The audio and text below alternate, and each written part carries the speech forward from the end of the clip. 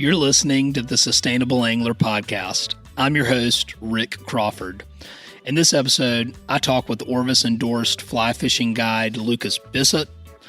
And we talk about everything from his work planting black mangroves in the Louisiana marsh, climate change, the Magnuson-Stevens Act, and even some of Lucas's favorite flies, the Bissett crustacean and Bissett's mud bug for redfish in Louisiana.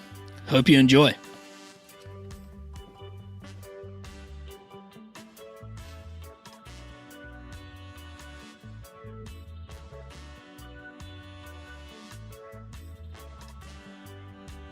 This episode of The Sustainable Angler is brought to you by Emerger Strategies, a sustainable business consultancy that improves the social, environmental, and economic bottom lines of your business. Profit sustainably.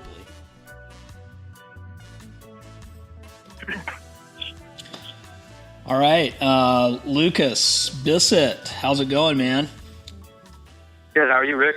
I can't complain. It's a beautiful day here in Charleston, South Carolina. How are things out in Louisiana? Yeah, it's I think it's 80 degrees right now. Real Thanksgiving-like weather. Kind of windy, a little cloudy.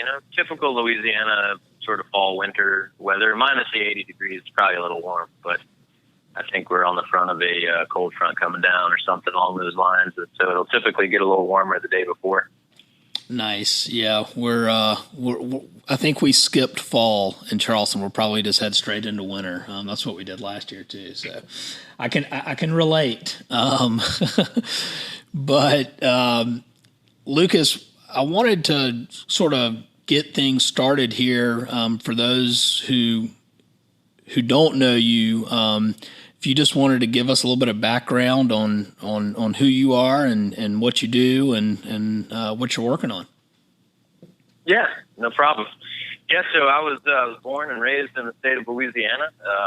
Despite the lack of accent, I am Cajun by birth. So have lived in Louisiana most of my life, spent a little time in Florida, a little time in Missouri, but born and raised here and back here since '04. I am currently an Orvis endorsed fly fishing guide here in the state of Louisiana. We focus on redfish and black drum and sheepshead and other inshore species. So that's always been a really cool kind of opportunity because Louisiana is not a fly fishing state, but it is a fly fishing destination. So I enjoy getting all those funny looks from people whenever I tell them that not only do I not use regular tackle, but that I then let all my fish go. So I get to be a bit of an alien in my own home, but I enjoy it. It's fun. I've been doing it now since 2011. So had a few years under my belt now as a guide. Really enjoy the opportunity to get people out there and show them the states that I grew up in and the marshes that I hold dear to myself. And one of those things that you can't truly appreciate it until you come out here and see it. And it's like, how can so much life be put into one spot? Seems improbable, but there it is in front of you, and you get to see all the different parts of the ecosystem, and you don't really have to go very far to see it. And I think that's one of the things that makes Louisiana so special. And so for me to have that opportunity to go out with folks and show them that firsthand and kind of explain to them the problems that we're facing and some of the things that I'm trying to do to fix it, it's really a pretty exciting deal. Yeah, that's awesome. And Lucas, we actually we met at an event here in Charleston, actually, a few months ago, and I had an opportunity to come to one of your talks, and I was really blown away with everything that you're doing on the conservation front, and particularly with the replanting of mangroves in Louisiana, which prior to your talk, I honestly wasn't even aware that mangroves were in Louisiana. And it was really interesting, and you've got an awesome project going on. Could you maybe tell us a little bit more about that? Yes, absolutely. About 3 years ago, I was kind of pulling along one of the banks down in Hopedale, Louisiana, where I fish, and had been seeing these black mangroves out there in the marsh. But, black mangroves are native to Louisiana. A lot of people definitely don't know that. They're typically going to be a little further south than where I fish, or at least in, mass numbers. But there are quite a few in, right along the coast in the Gulf of Mexico in Louisiana. And so I'm seeing these black mangroves, and they're just very spotty. There's one here, there's one there. There's a couple islands that have quite a few on them, but mainly it's just a single plant or two or three plants on some of these really, exterior edge islands in the marsh that I fish. And so I'm looking at these things and I'm thinking, man, I probably could help these plants out if I were to go and grab seeds and just spread them out in some of these areas that seem to have at least the opportunity to grow these black mangroves, but because of tide movement and wind and other things, that just seeds have never gotten distributed here. And so that was kind of how this idea sort of was spawned in my head as I was pulling along the bank. And it was a little bit selfish in my initial intentions, simply because I thought if I could create a giant windbreak of mangroves, it would make the fishing a whole lot easier on most days. Because one thing that no longer exists in Louisiana out in the marsh is trees. It used to be that these marshes were freshwater, and so they were full of cypress trees. But unfortunately, with oil exploration and other things, the trees were logged, they were taken out, or they died from saltwater intrusion. And so the only thing that's left are just giant stumps that are under the water. And so I was like, man, even on the little bit of wind, since there's nothing out here to stop it, every day is kind of windy. And so it'd just really be neat to have an opportunity to hide behind the mangrove. So that was sort of the selfish intentions in the beginning. But once I started kind of looking into how I could actually go about doing this in a sustainable way, I started to make relationships with folks inside the local government. And before I knew it, this project became something far beyond anything that I had ever even hoped or dreamed about. And now, 3 years later, we've planted over 5,000 mangroves on 40 acres of land. We incorporated the local high school kids who come out. Not only do they plant the trees once they've grown a bit in the greenhouses, but they actually grow them in their high school greenhouse, getting an opportunity to, kind of see something that they've done grow up, and a sense of achievement that I think is just really kind of the coolest part of this project at this point is the community aspect of it. So it's a pretty cool thing. I definitely enjoy seeing the kids out there in the marsh, getting an opportunity maybe to ride a boat for the first time, or step foot out on some of this land for the first time. And it's really just an opportunity that I never expected, and something that has inspired me to go further than just the Black Mangrove Project now. So, that's definitely one of the things that I focus on here and have been for a few years now. And I'm really proud of where it kind of started and now where it currently has ended up. Yeah, no, that is absolutely amazing, and so important to get the next generation involved, right? To let them know that, hey, this is something that is yours too, and you can help to improve the fishery with a natural solution like replanting black mangroves. But I was curious, you mentioned selfishly you were just trying to get out of the wind for your clients. What are some of the additional, I guess, I know that mangroves, for example, sequester carbon, so they're actually like a natural climate solution. But what are some of the additional environmental benefits or benefits to the fishery that result from planting black mangroves? Yeah, they're an absolute awesome restoration tool in the sense that the sort of root structure that they create is absolutely beneficial when it comes to holding together the land that they're planted on. Smooth cordgrass, that is the predominant grass that we have in the marsh. It's a quick growing grass, but the root systems are shallow. And so you get any sort of like water wave action. Erosion takes place at a very rapid rate, and these plants just simply fall off into the water, and then they float away. Whereas a mangrove, once it gets an opportunity to get a stronghold, I mean, the actual root system could be as deep as 10 feet, and it could go as wide as 30 or 40. And so you're getting much more bang for your buck when you talk about having one mangrove versus especially one smooth cordgrass stalk, which is probably not a fair comparison. But when you look at the opportunity for sort of shoreline stabilization, black mangroves are by far the best opportunity that we have in the state with a native growing plant. Not only that, but it's a great bird rookery.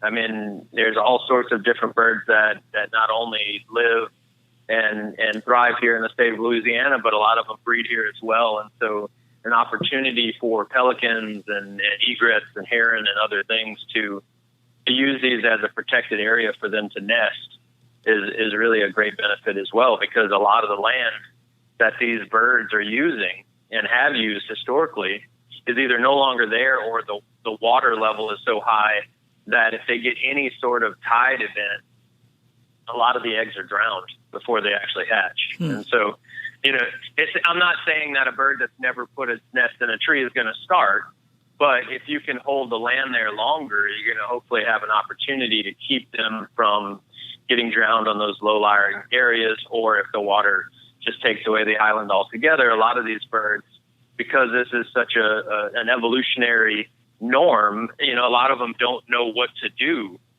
whenever their historic place of breeding has been taken away. So, providing areas not only that are going to be more stable, but then also stabilizing the areas that are potentially falling into the ocean is definitely a benefit of the black mangrove.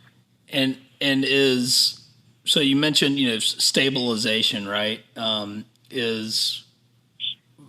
from what I've read, and obviously you would know more about it, but Louisiana is actually starting to lose some of its marshland, right? And some of these islands is starting to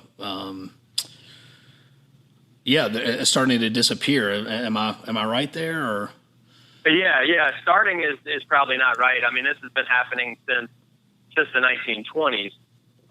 Basically, Louisiana is built by the river, so it's an entire sort of river delta, and the way that the river built these deltas was in lobes. So you had water come down, natural flooding would occur during high water events in the spring or high rainfall. That would cause a ton of sediment load to come down the river. It would then naturally flood out. It would build land. As it sort of stopped itself from flowing the river, it would move to the path of least resistance, and it would build another lobe. And so the delta is currently made up of like 3 or 4 lobes. And what happened is that in the 1920s, when Louisiana decided to levee off the river in order to control flooding and also make it a ship, opportunity for them to bring big ships up and down the river, they stopped that natural sedimentation that was taking place. And any organic is going to rot over time. And as it does, it sinks. And so that's called subsidence. And so that subsidence has been occurring since the 1920s. Well, it's been occurring long before that, but there was a replenishment system that existed. And so now that replenishment system has been cut off, Louisiana continues to sink. And as it sinks, that coupled with sea level rise, you end up with an expedited sort of process of land loss. That's coupled with the oil exploration I talked about earlier that cut canals into the marsh that allowed for saltwater intrusion into a freshwater marsh. You have a vegetative change that takes place, and as that vegetative change takes place, you have areas that are exposed without anything stabilizing it. It washes into the water even faster. Not to mention that with water and any hydrology, that as you create a path of least resistance, the water is going to flow through those areas faster than it historically would have, and so that's going to pull more sediment out back into the Gulf of Mexico and faster than it ever would have before, creating this just, sort of cycle that makes more and more land loss take place that it never would have done in that capacity. So that, and then climate change. Right. Yeah. And that's, So obviously climate change is I feel like probably the biggest threat to fisheries around. I mean, basically the way that I try and at least make sense of it is in terms of environmental threats to our fisheries is what I call the 3 Ps. And so that's policy, pollution in the form of whether it's plastic pollution or as it relates to climate change, greenhouse gases, so air pollution, and population, right? So, all of those can have significant impact on our fisheries and the way that we choose to develop, and policy influences a lot of that. But ultimately, climate change is the big threat. And so, you mentioned sea level rise as part of that, and saltwater intrusion. What are some of the things that or can you elaborate on some of the things that y'all are seeing in Louisiana as it relates to climate change in your fishery? Yeah, so we're seeing obviously more intense storms than we've seen in the past. We've seen more frequency in storms than we have in the past. We've also seen storms that are happening at different times of year, and by storms I mean hurricanes or tropical events. This past 2 or 3 years now, we've had a tropical event in October, which I know hurricane season does actually go through the 1st of November, but there's not a whole lot of hurricanes in the past or tropical events that were happening beyond the end of September. Mm-hmm. And so, this year we had one of the most odd things in the world that I've ever seen, which was a tropical storm that was being pushed off the coast by a cold front, which is just an odd juxtaposition that, when you think of a tropical storm or a hurricane, you think of warm weather, hot weather.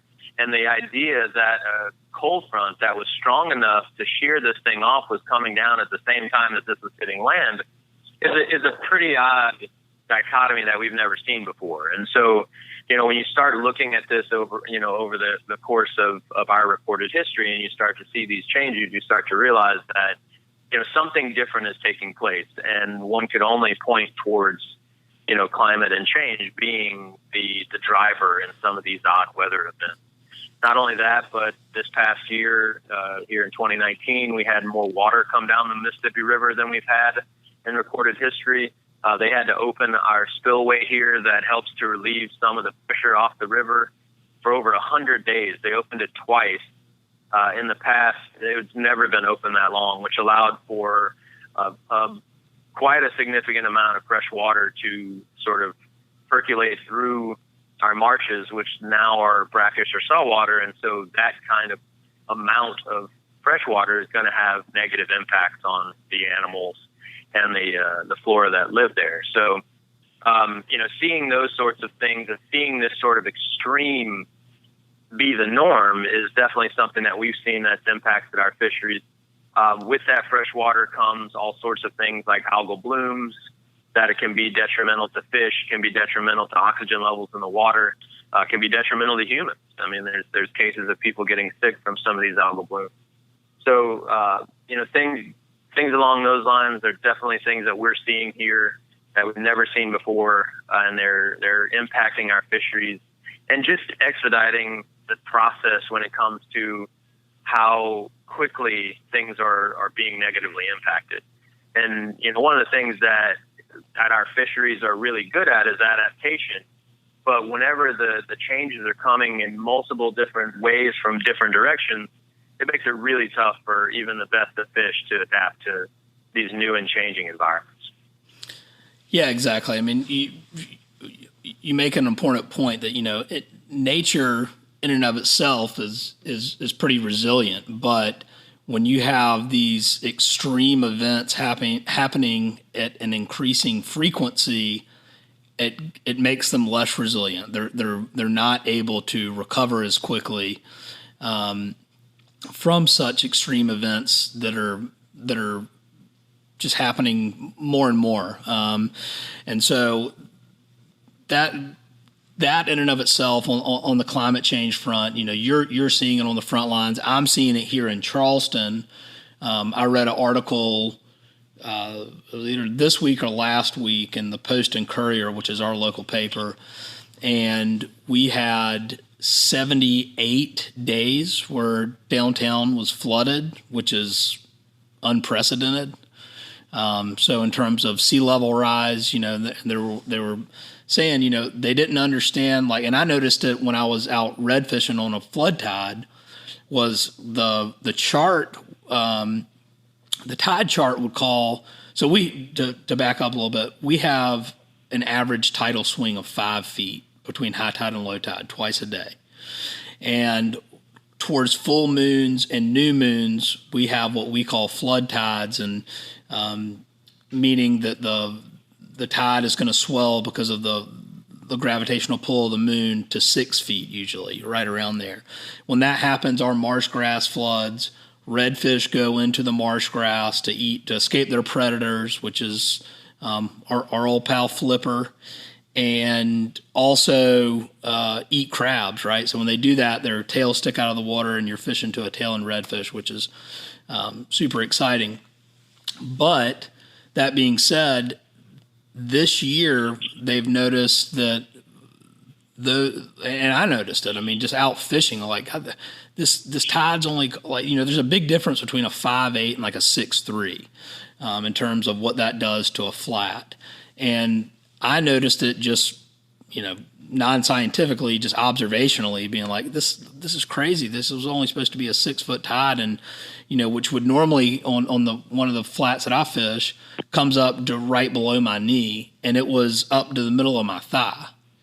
And I was like, this is because at that point the tide's too high. You can't see their tails, and so we're seeing that here as well. And sea level rise is going to continue to be a really significant threat to our fisheries, but also to us, right? As people who live on the coast in low-lying areas, it's really going to pose a problem, which sort of leads me to thinking about, well, what are ways that policy is influencing this, right? How are there different ways that policy can impact, let's say, climate change? And for us on the coast, and I know one of the other projects, I guess, that you're working on is in relation to Magnuson-Stevens Act, right? And it's right. Reauthorization. So wanted to ask you more about that. I'm obviously, I'm familiar with it, but if you'd like to sort of educate us and tell us a little bit more about that and what is happening.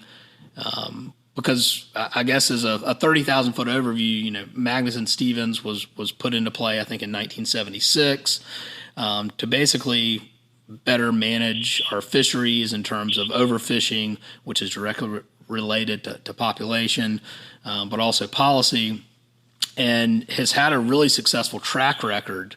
But then now it's up for, I guess, reauthorization, and they're considering adding or taking away different elements of it, which to me doesn't make a lot of sense. But I'll let you elaborate on that. Yeah, so you're right that in 1976 the Magnuson-Stevens Act was created, and it was initially brought forth in order to combat the sort of foreign fishing fleets that were entering our waters, and they were taking more than their fair share of the fish that were off our coast. And so that direct threat was the sort of impetus that created Magnuson.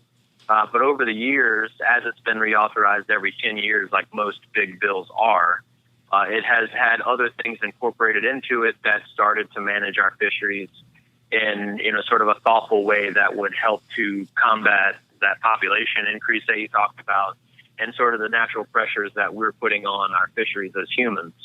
It also does a good job of balancing sort of the commercial aspect of our fisheries and the recreational aspect. The Magnuson-Stevens Act in the last 40 years has been reauthorized in a very bipartisan way. It went across the aisles. Everyone agreed that protecting our federal fisheries was important and using science to do it was important. Unfortunately, in this last reauthorization, which initially started in 2016, you had people in the recreational side of things who wanted to deregulate Magnuson in a way that would allow for more access in their minds to the fishery and allowing people to get out on the water more often, which in their sort of behind the scenes move was to sell more gear, sell more boats, sell more motors. Some of the people who were driving this were hoping that by getting people on the water more, that they would see an increase in sales. An extremely short-sighted business move and a downright despicable environmental move. Yeah. Unfortunately, folks in today's administration seem to favor money more than the environment at times. And so they were finding a willing audience around this sort of concept of deregulation allowing for more access. The problem with that, as we all know, is that as you deregulate, you take away the protective practices of something. And as you take away protection, you gain more exposure, and exposure can lead to collapse. And the bad part about all this is that we've seen this happen before in the past. And so we're actually in the good old days now, and that we knew what the bad old days looked like. And so people like me are saying, hey, I don't want us to go back to a time whenever we didn't have fish to catch.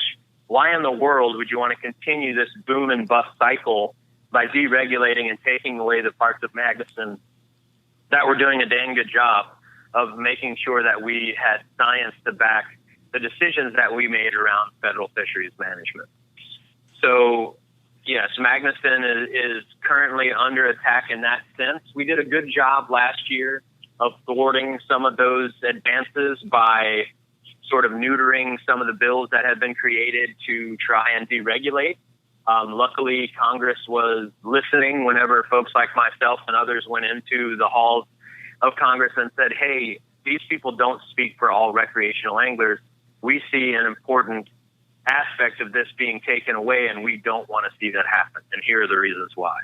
And so luckily we were able to sort of defend against that. And so now we're in a unique position because you have folks like Congressman Jared Huffman in California, who is going to work on the reauthorization, and he wants to listen to all the user groups and make sure that he's making a good decision based on all the aspects of what goes into fisheries management, including, and most importantly, data collection and science.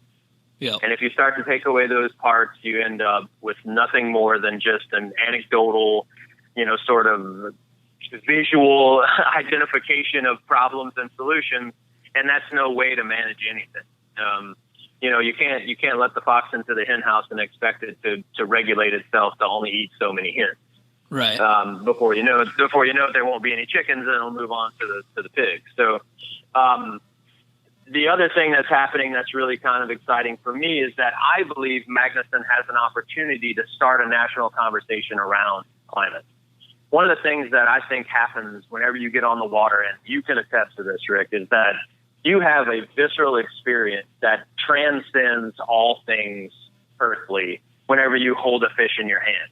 Yep. That may be a really dramatized and fantastical way to describe it, but I truly believe that this is the experience. I mean, you have the opportunity probably to have the closest apparition to God whenever you're experiencing nature in all of its glory and you're seeing a fish do what it naturally does, and you have an opportunity to hold it in your hand. If you then decide to take it home and eat it, that only extends the experience. I'm not saying you have to let every fish go to enjoy yourself. I just think that experience on the boat is something that is absolutely paramount over all the earthly things that we're burdened with. And at that moment in time, you forget everything but the experience that you're having at that moment. Yep. So that being said, I think that on the water, there is no Democrat or Republican or politics. I think you're an angler. And as anglers, we all can admit that in the fisheries that we are out there in, we are seeing stuff happen. We are seeing changes. And so I think that Magnuson has an opportunity to start a national conversation, and in that conversation start talking about adaptation that we can do through the management of our fisheries in order to address climate change. And that's an exciting thing for me because I think that this has been so polarized through all the channels that people do to polarize things that you can't have a meaningful conversation with somebody beyond, I believe it, I don't believe it, it's man-made, it's not man-made. And there's like so many factions and camps that it's impossible to get a single answer from any one person. And so for me, with Huffman leading the charge and then folks like your representative in Charleston, Cunningham, coming up with, ways to get our managers to start thinking about climate and how it's affecting our fisheries, I think we're at a really cool, sort of confluence here of an opportunity to have Magnuson drive the national conversation and also be the leader in how we move forward addressing climate through our fisheries. Absolutely. I mean, I think you hit the nail on the head, and oddly, I was recently, I guess maybe not oddly, I do read a lot of stuff about climate change and sustainability, but I read this quote recently, and I happen to have it handy that I think plays well with exactly what you're talking about. And it's, first and foremost, everyone wants to make climate change this, either conservative or liberal agenda, and that's just simply not true. The science is science. When you start to ignore the science to try and for basically short-term gain, right? We will agree with the science as long as it is in agreement with where we want to go on an economic basis. But if it is in disagreement, then you're in two different camps. And that's, the science is the science. I mean, there's just no, there's no way around that. I'm not a climate scientist, but I am, I think, intelligent enough to know that I would trust what a scientist says that has nothing to gain by simply reporting their findings over someone who does have something to gain economically. And so this quote is from one of, if anyone's looking for any good books or anything like that on sustainability, this guy, Paul Hawken, has written a few of them. One of my favorite is Ecology of Commerce, but he was also involved with this new book, Project Drawdown, which is 100 Solutions to Solve Global Warming. But this is a quote from him. It says, "We see global warming not as an inevitability, but as an invitation to build, innovate, and affect change, a pathway that awakens creativity, compassion, and genius. This is not a liberal agenda, nor is it a conservative agenda. This is the human agenda." And I think that that's really important for anyone who may be on the fence or is thinking, hey, that's just, all these liberals talking about climate change. It's not. It's science. And to your point with Magnuson-Stevens, and completely agree with you, I guess, to bring this back to what we're talking about, I couldn't agree more that this is nothing short of a wonderful opportunity to start to incorporate climate change into MSA, and that's something that I wanted to ask you more about. I mean, I know that I've heard Representative Joe Cunningham from South Carolina talk about this a little bit, and sort of talking about what are climate ready fisheries? What do those look like? And that's something that I think is it's imperative for a couple of reasons. One, you can't govern and have regulations that were written 50 years ago continue to be the same regulation because the entire landscape's changed, right? I mean, the population has exploded over the last 50 years. So don't get me wrong, I wish it wasn't this way. I wish we didn't have to have all of these regulations and there was abundant resources that, were seemingly never going to dwindle. But that's not where we are right now in the life of the planet. We have to prepare for this. So I wanted to ask you if you could tell us a little bit more about, what do climate ready fisheries look like, and as that relates to Magnuson-Stevens. Well, I mean, one of the things that we're going to be able to do in the short term, and something that I think Magnuson has done a really good job with, is building resiliency into our stocks. So as we talked about earlier, if you have multiple things happening to a stock at the same time from many different angles, it has a real hard time adjusting or adapting to all of those changes. Mm-hmm. But one thing that you can do is to build resiliency into the stock through conservation or conservative management, I guess, is as bad of a term as that may be when you say it like that. I mean, the truth is that if you have more healthy fish, that they are going to be far more suited to adapting to the things that are coming.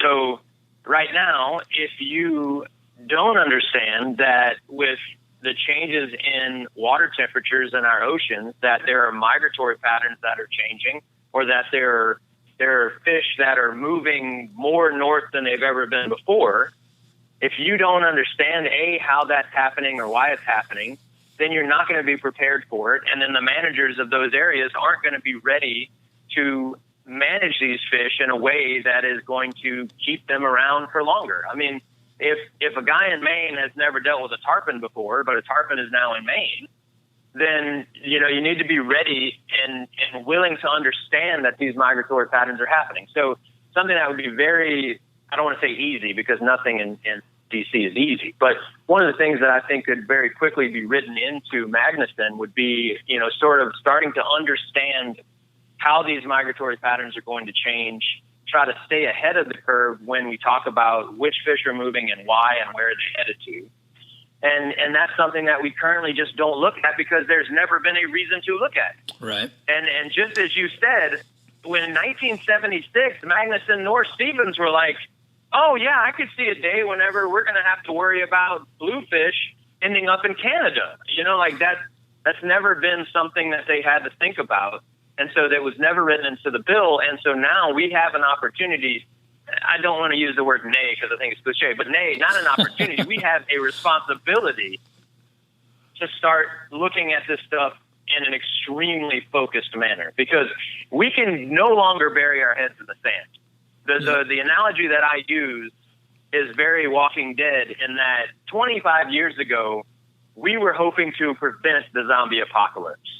Well, guess what? The virus has started. The apocalypse is here. We can only now help to prevent our house from being busted in by said zombies. Right. And so if we are not willing to put up the spikes, put out the barbed wire, and do everything that we can to prevent this from getting into our house, guess what? We too will be zombies, and we won't know what's happening, and we'll fade into eternal existence or lack thereof. So for me, this is a responsibility that our managers have in addressing what is happening currently, what will potentially happen. And the only way that you can do that is a twofold process. One, you have to start studying this stuff to understand what changes are taking place. That's important. If we don't know what's changing, how do you fix it? And then two, starting to build resiliency into our stocks in order to anticipate the issues that these fish are going to run into. And then three, it's going to have to be around habitat and loss, and then helping to restore that habitat. Because I don't care how healthy you make a fish, if the ecosystem around it is falling apart, it doesn't matter. Right. It doesn't matter. You can regulate and manage this thing to your blue in the face and make as many of them as you want by keeping people from fishing them. But if the ecosystem that they depend on starts to falter or waver, the fish in turn will do so as well. I mean, we all learned in like third grade about the food chain. And so we understand that as the food chain falls apart, the fish are going to fall apart too. I mean, that's just the way it goes. And so we have a real opportunity here. And I think that the people who are currently in place in the House, i.e. Cunningham and Huffman, are going to do a good job of addressing these things in a twofold manner that allows us to come in with eyes wide open, knowing that, management has an opportunity here. They have a responsibility here, and we need to do everything in our power to make sure that those things get incorporated into this latest reauthorization. Yeah, and 100% agree with everything you said, and I also love that we said it earlier, but you I feel I did a good job of driving that home. Is that this is an opportunity, right? I mean, this is not. Yes, circumstances are getting more dire by the minute. The zombies are here, right? But we're also presented with an enormous opportunity to reinvent and make things better and do a better job of planning ahead, because it is our responsibility, and especially if you have children, which I know we both do. It's more of a responsibility. I mean, to think that I might not be able to go out fishing with my daughter because of depleting fish stocks, because their habitat's destroyed and the water has warmed to a point where it's getting deoxygenated and we can't go fishing, is just not acceptable. I can't. I will not allow that to happen, and I know you won't either. But I guess my point is that let's not look at this as, hey, this is more regulation trying to crack down. Let's look at this as an opportunity to protect and conserve resources for future generations responsibly. I mean, it's not. It's certainly doable. I know that you're working hard on your end to ensure that happens. But I think that's just a really important point with everything. I mean, you read stuff about climate change, and it can kind of, or whatever you read or you watch, and it's just like it's almost like a beat down. But if you I guess change your mindset a little bit and see it as an opportunity, then it's the biggest economic opportunity of the 21st century. In my opinion, to solve climate change, and I think that it's something that maybe we need to change our mindset in terms of this isn't this apocalyptic thing that can happen, no doubt, and we're certainly trending that way, but more frame it around the opportunity to just make the world a better place, right? I mean, it's kind of as basic as that when you think about it.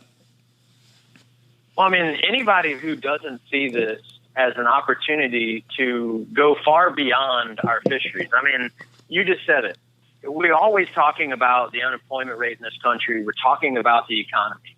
Well, if this is the new industrial revolution of sorts, and there's opportunity here for someone to go out there and create a niche that didn't exist before, and then capitalize on that while helping the planet, why in the world aren't we pushing this from every angle? Like, why is it that it's always this like degree of separation that I never understood? All these things don't have to be mutually exclusive. You don't have to change the entire way you think about life in order to go out and be an entrepreneur who helps shape the future of not only your own family and your economic status, but also the future of our planet. I mean, there's so much opportunity around this that if people aren't looking into it in a real meaningful way, they're missing the mark. And I think part of it is that, certain folks in the powers that be kind of want you to stay in the dark on all this stuff and keep you angry about it, so that there isn't a real revolution that takes place around this. Because, and we don't have to get into the entire, financial structure of DC, but the truth is that those that have the most money tend to make the most rules. And so if someone is hell-bent on staying in the path that we're currently on, they're going to do everything in their power to make people think of this in a completely non-entrepreneurial way and make it all about emotion and how, you're crazy if you admit this, and it's all doomsday and it's all bad and don't think about it, just ignore it. But the reality is that we as humans, and then we as Americans, have always done a really good job of rising up to a challenge and kicking its ass. Yep. And so I don't understand why we wouldn't take that opportunity, Republican or Democrat. I mean, one of the things that, the Republican philosophy is about helping someone help themselves. Well, here's an opportunity for lots of folks to go out there and be inventors and get really creative.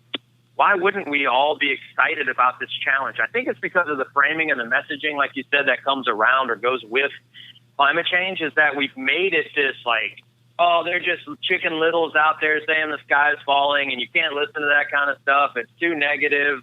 There's no hope. What about the other countries who consider themselves developing and all the stuff they're putting into the earth? Well, guess what? This country is pretty gosh darn big, and we do a whole lot of stuff here, and then we have a lot of opportunity to make it better and set an example for some of these other countries. Why wouldn't we take that opportunity? Why wouldn't we be American in the way that we've tackled and addressed all the other issues that have come of us in our short history on this earth? Like it just makes no sense to me that people don't see this as a true opportunity to rise to a challenge and get creative and start to innovate and change and adapt. I mean, it's really unfortunate that people don't see this as big of an opportunity as it truly is. And maybe that's on people like you and me who need to stop talking about all the negatives and start talking about more of the positives. You know, maybe we can do that. But I think that's something you've done a really good job of in the conversations that I've had with you, is that you've always said, like, here's an opportunity. Here's a good chance to go out and save the world, not it's too late. Let's just all hope for the best. Well, no, I mean, and you just can't. But I mean, you're exactly right, and I think this is, you know, important to part of the conversation, because it is climate change. If you look at it, or you could look at fishery decline, or, you know, overfishing and I mean, you know, it's basically, if you look at the scientific data, it's depressing. But you also have to look at, and this is sort of, again, I've clearly been reading a lot of Paul Hawken lately, but another one, sort of paraphrase one of his quotes, is that if you look at the scientific data and what that shows you, and you're not pessimistic, then you don't understand data, is basically what that means. But if you look at people like yourself and companies and organizations and everyone that are doing truly amazing work, that are improving their local environment, their local communities, their local economies, and doing really inspiring things, and you're not optimistic, then you haven't got a pulse. So I think that it's a matter of shifting our mindset and not buying into this divide and conquer. This is all of our problem. It's all of our responsibility, but it's also everyone's opportunity to capitalize on this. And I completely agree with you that I don't think there's any other country that's more better suited to change the game, to change the landscape, to shift away from fossil fuels, to find alternatives, to work towards carbon neutrality, to work towards zero waste, to do all of these things that are better for everyone, and especially better for the next generation and the generations to come. And so I see this as, like I said, I think this is the greatest opportunity, and you mentioned since the Industrial Revolution, and absolutely. This is it. This is the point where we make a decision and draw a line in the sand and start making headway. And so I think an important message, you know, is also that, you know, the time is now. It's not 10 years from now. You know, it's now. Everyone needs to be doing whatever it is that they're best at to try and have these conversations. And I think hopefully that anyone listening to this understands that that's what we're trying to do, right? We're trying to educate and create more awareness about these things, and just open the conversation, but also share some inspiring success stories, which is something that I wanted to ask you about in terms of maybe it's the mangrove project.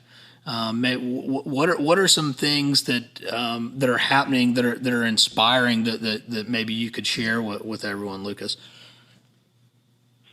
Well, I mean, having conversations with folks at IFTD in Denver this year, talking to people in companies and organizations and listening to their mindset and how they want to move forward is really inspiring to me, because it shows me that we have gone beyond, some of us have gone beyond the political parts of this and realize that it's our responsibility to go out and try to make a difference. And so it's stories that I hear from, Maine all the way over to Oregon, and that people in pockets of this country are starting to say, you know what, I can't sit around and wait for someone else to come here and try to save my area. I'm passionate about it. I want to see it survive, so I'm going to do something. I mean, you have people like Hillary Hutchinson up in Glacier National Park, who has been a climate fighter for years. She has been on an island by herself out there seeing what's happening in her home waters on a daily basis and saying, we have to wise up. We've seen people down in Florida who are saying, hey, we are seeing algal blooms we've never seen before. We are seeing massive fish die off. We are seeing all these things that are affecting our fishery. We must come together and rise up. And so I am inspired by those folks who have said, you know what, popular opinion be damned. I'm willing to sacrifice my business, my reputation on trying to save my fishery, because it is bigger than I will ever be. And as long as I look forward enough into the future, I can find reason to look past all the bullshit from the past. Yep. And that's what wakes me up every morning and makes me go out there and make a whole lot of energy. No, man, I freaking love that. You just got me all fired up over here. I'm ready to go out and pick up trash. Yeah. You know what? I'm about to get out of here and clean up this parking lot. No, man, that is freaking awesome. And,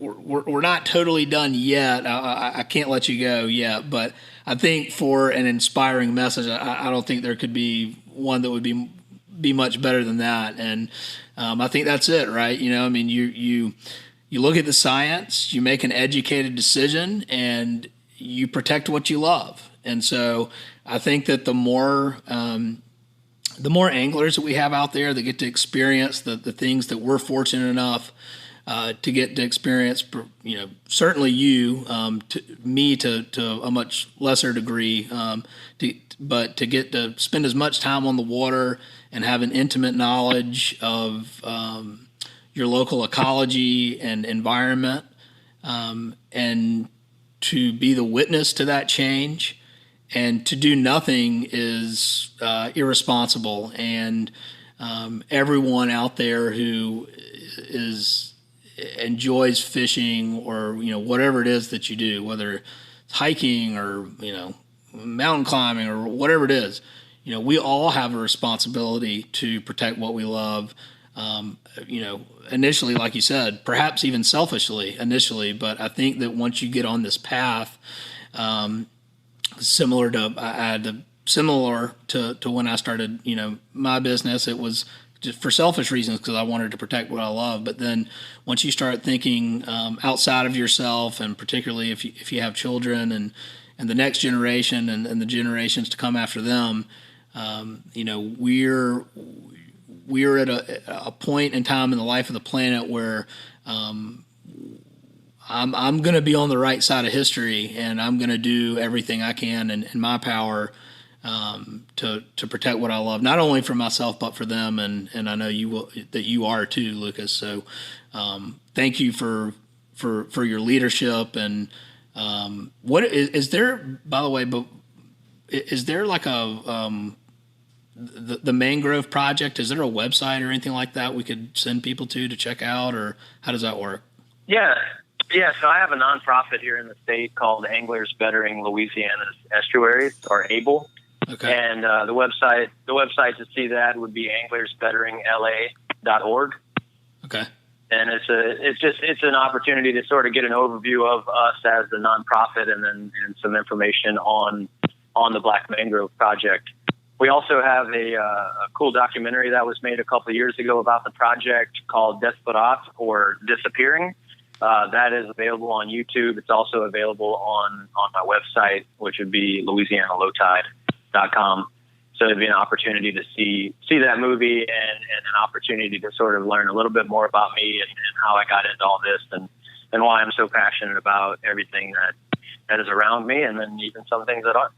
Awesome. I love that. And I'll put all I'll put links to all that too, whenever, we release this in the next few days. So, everyone will be able to have quick access to that. But, yeah, definitely. And by the way, can anyone, I guess, donate to your nonprofit to plant mangroves? Yeah. Yep. We are a 501c3. Is that right? I think that's what it's called. Yeah. Yep, we are that. We are tax deductible donation, and so all you have to do is go to anglersbetteringla.org, click on the donate button, and you can put some money towards a number of projects that we work on here in the state. The main one being the Black Mangrove Project, but then we also have some community outreach stuff that I started doing a couple years ago, and so it's a real opportunity to try to help things here in Louisiana from every perspective, not only from the environment but also getting out into the community. All right, cool. So anglersbetteringla.org, check that out. And then before we wrap up, I do want to spend a little time talking a little fishing, right? Because we're talking about fisheries and policy, but let's just talk a little fishing for a minute. What is and this is kind of rapid fire, but I'm also sort of making this up as I go, so I don't know how rapid it'll be, but but all right, so Louisiana, obviously, some of the best red fishing on the planet. What is your go-to redfish fly? Well, in Louisiana, I always like to say, instead of matching the hatch, you match all the hatches. And so I tend to tie flies that look a little like everything. So, I have a couple flies that are available through Orvis. And so, I use those mainly just because they're available and I have them. But all of them sort of mimic a crab, a bait fish, and a shrimp at the same time. Really? If that's possible. What are the name of those flies? So I have the Bissett's crustacean and then Bissett's mudbug are both available through Orvis. And both have sort of a crabby head, but then a longer tail, kind of like a quan. But then the profile from the side looks kind of shrimpy because of the size of the tail. So it does a really good job, I think, of sort of mimicking all the things that these fish are going to see. And luckily, when a redfish is in a good mood, they're kind of an eat first and ask questions later kind of fish. And so you don't necessarily have to have anything that looks a whole lot like, one thing. In fact, I found that they can actually be more finicky if you mimic something too well. So if they're focused in on small minnows and you're throwing a crab pattern, they may not even notice it. And this is very Louisiana specific. Let's be very clear. Yeah. That this is very Louisiana specific. But I like to match all of the things that these fish are going to encounter on a daily basis. And that tends to just be like an instinctual eat that kind of looks like something I ate one time. So basically you tie the alien predator of redfish flies. Yeah, I want it to mimic everything it's ever seen. Absolutely. It even makes that cool noise. It makes that cool noise whenever it's sitting in a tree, All right. So that those are some good tips there for those flies. And what about, I don't know. I mean, y'all get huge redfish there. Do you have any memorable catches that come to mind in terms of, I guess, size or crazy fights or anything like that? One thing that always will stick in my mind is I had two brothers from one lives in Colorado now, and then one was the strength coach for LSU football team at the time. And they were on the boat, first trip to Louisiana, I think the first time they'd ever caught a redfish. And we had just like one of those days where all things were amazing. So we went into this little gut that was draining out because the water was extremely low.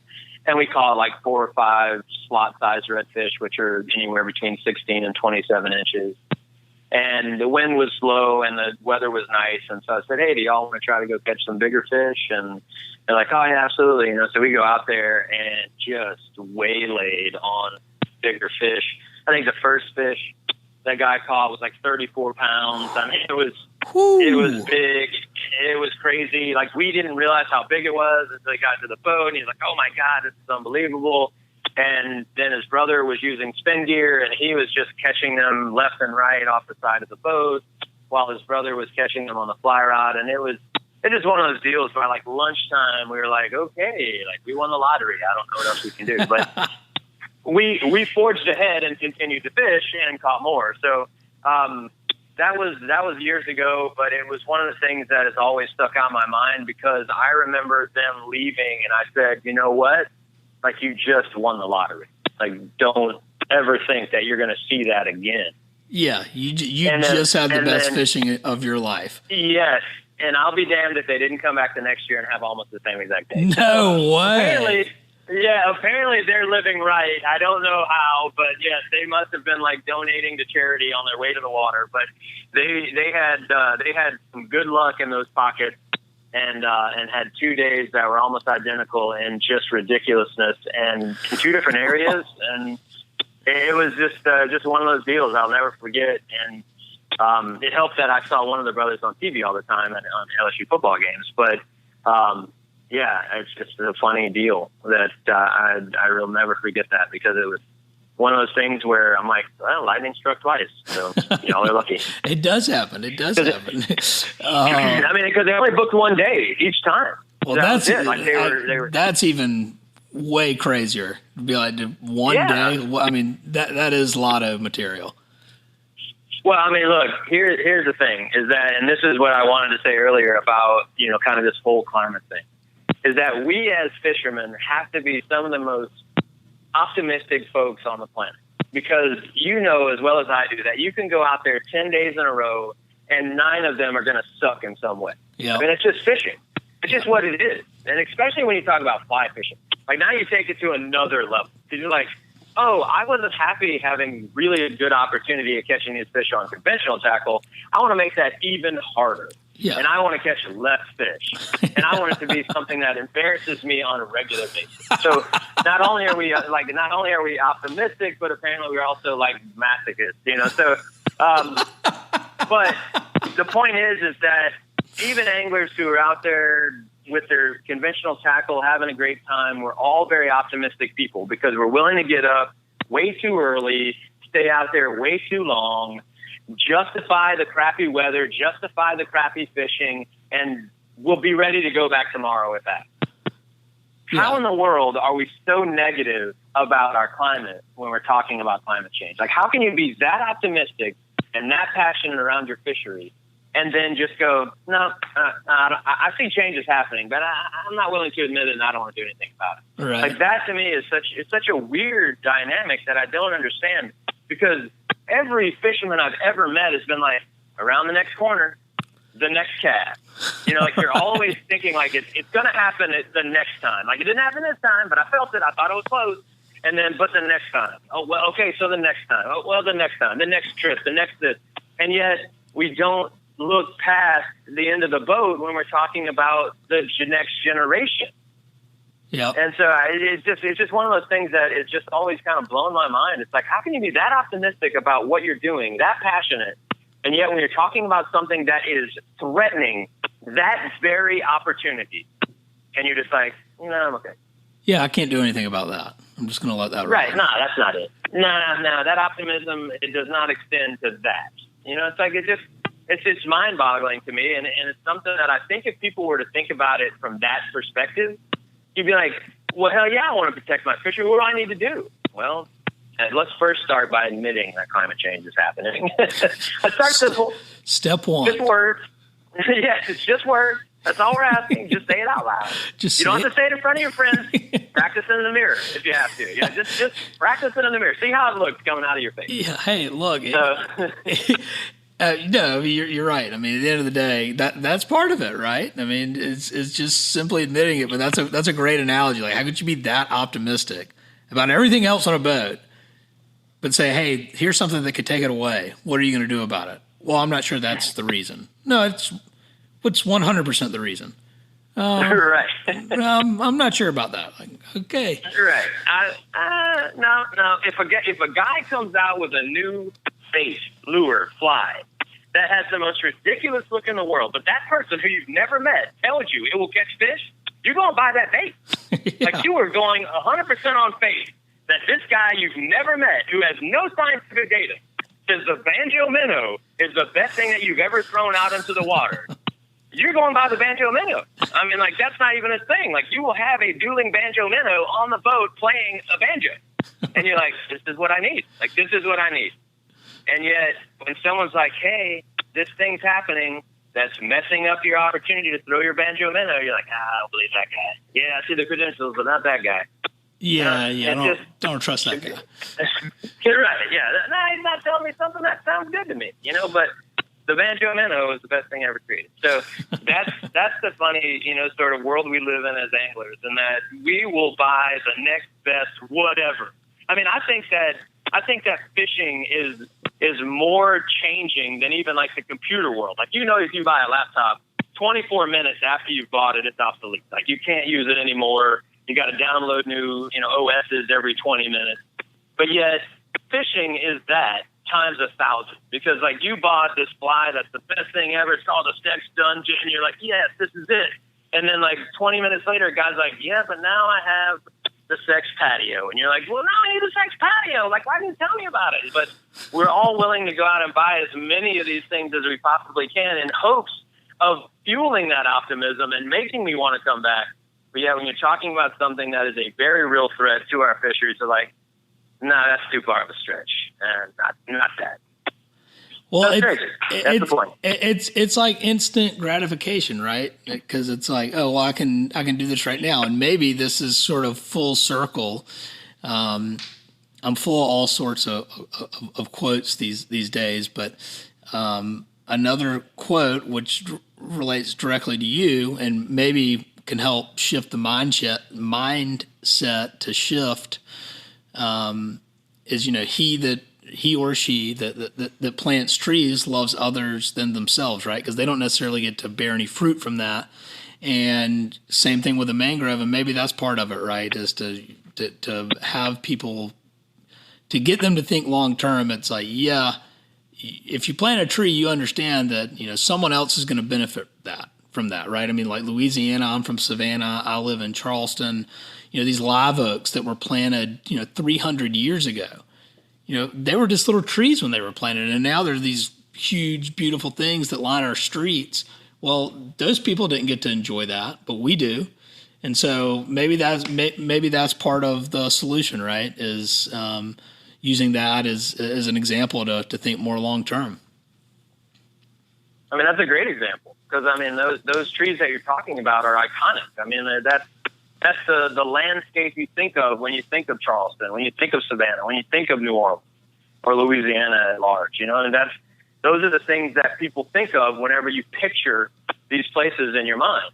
And like you said, the guy who planted, or the girl who planted this little tiny tree 300 years ago simply was like, this is going to look good one day. I'll never see it, but I know it's going to look good.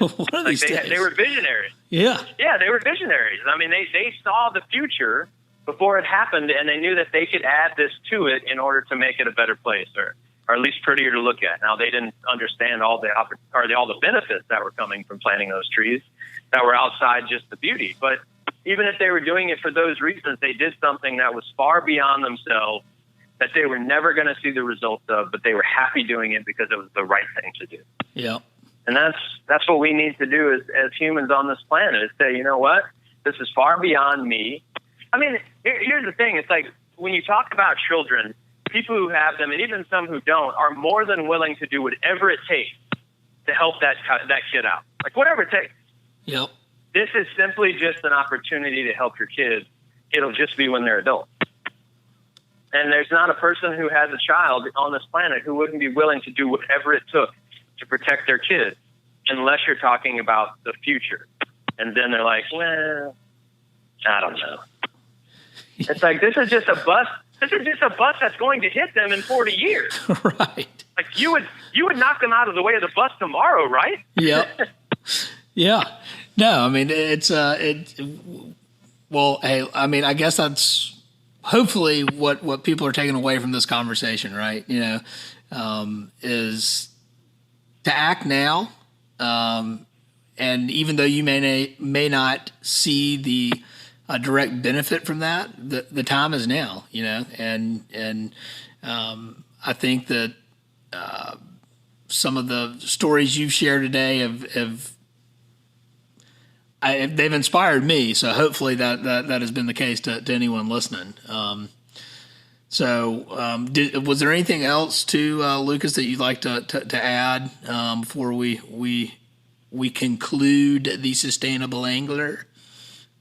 No, I think that the only thing that I would leave people with is that something as easy as having a conversation and admitting to things that we're all seeing that science has proven can be enough to create change. Yep. Because right now, people are relying on a division within this country in order to keep it a status quo.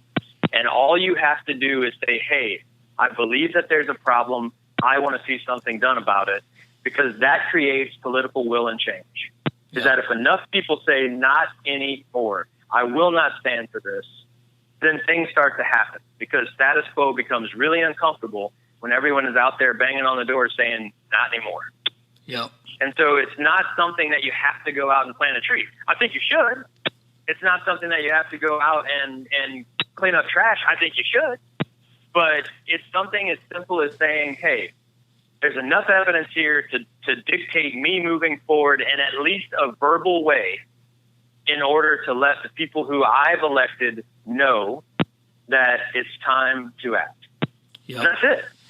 It's very simple. I mean, we're not talking about going out and climbing Mount Kilimanjaro, because if that were the case, you wouldn't be talking to me right now. I'm going to be honest. Like, if you said, Lucas, the only way that we fix climate change is, I'll be like, I'll go recruit somebody. Like, I'll go find that guy. But I'm telling you right now, Rick, I'm going to roll right back down that thing very shortly after we start. Like, I live under the ocean. I'm below sea level. Right. Like, there's not a chance in hell you're getting me up the mountain. I mean, you can carry me. But unless I'm on a donkey rolling north, I mean, it's not happening. And even then, I probably still pass out. So we're talking about very simple steps in order to start affecting change. And that should be empowering. Yep. Because one of the things that most people believe is that things are too hard, and so they don't do it. This doesn't have to be hard. This can be as easy as just saying enough is enough. And that can have a butterfly effect towards some massive change. So I want to leave people with that, because I think it's important, because I think we all think everything is so daunting and so big and so much larger than we are. And the reality is that a bunch of voices at once make a hell of a lot of noise. Yep. Yeah, I absolutely love that message, and they're probably the most powerful thing that anyone can do is contact your elected officials and just let them know that, hey, climate change is real. I'm concerned about it, and I want to know what you're doing about it. And open up that conversation, and that can take as little as 30 seconds of your day to let your elected officials know that. And they hear enough people asking about it, then they will. They know that their job depends on it, and they'll start acting. So I think that's a great message to end with, Lucas.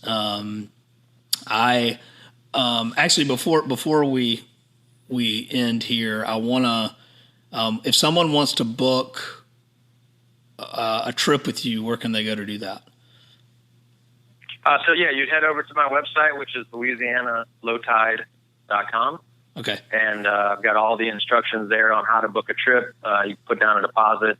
You can contact me directly, either by phone or email.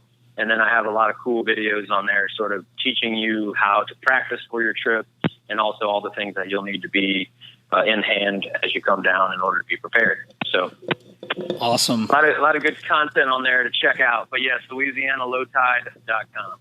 All right, louisianalowtide.com. If you're headed to Louisiana, give Lucas a shout. He's sure to put you on some fish. Now everyone's going to think that they're going to have those epic days that you mentioned earlier. Right. So maybe we should manage your expectations first. But you call me, I will manage your expectations. I'm really good at it. Lucas, thank you so much for your time. Also, thank you for all that you do. You have inspired me when I went to your talk and saw what you were doing. A wonderful example of how everyone can make a positive impact and make a difference on their community and their environment. So I sincerely appreciate everything that you do and that you're doing, and just thank you for everything. Hey, no problem. Thanks for having me. I appreciate everything that you do. I mean, you've educated me in a lot of ways on this whole climate change thing, and I appreciate you going out there trying to help businesses be more sustainable and think about our future and the planet's future. So kudos to you too, brother. I mean, you're doing a good job as well, and you're giving me a platform here to get my message out. So thanks to you. Well, happy to do it. Thanks for listening to the Sustainable Angler podcast. The Sustainable Angler is available anywhere you listen to your podcasts, such as iTunes, Google Play Music, SoundCloud, Spotify, and Stitcher. Do us a favor and give us a like, comment, or share. And we appreciate you taking the time out of your day to give us a listen. Cheers.